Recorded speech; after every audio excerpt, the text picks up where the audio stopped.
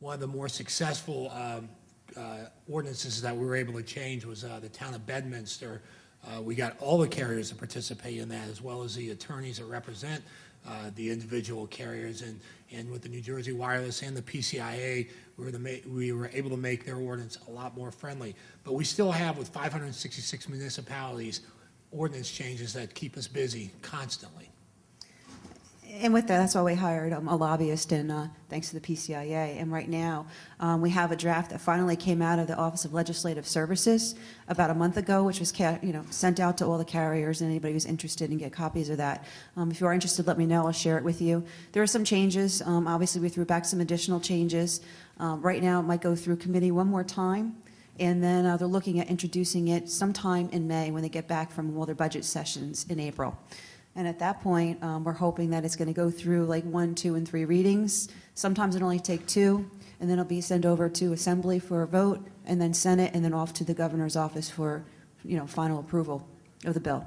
So that's where we stand right now, and we're going to need some support from all the carriers, all their lobbyists, which I spoke to many of them already, as well as local people walking into their townships and saying, hey, this is what we're trying to achieve. It's going to make your process easier, as well as for the carriers, and it's going to benefit the public. So if you're interested in helping us out, please let us know.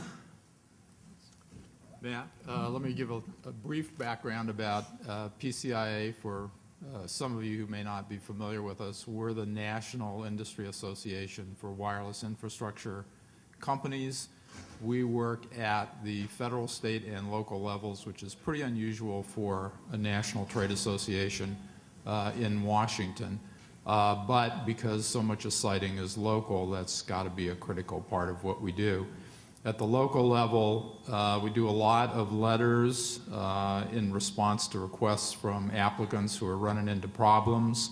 The letters do seem to have a reasonable amount of impact. It's not a substitute for you folks who are on the front line and there in person and live in that community and will be in that community for some time to come, as opposed to us weighing in from outside.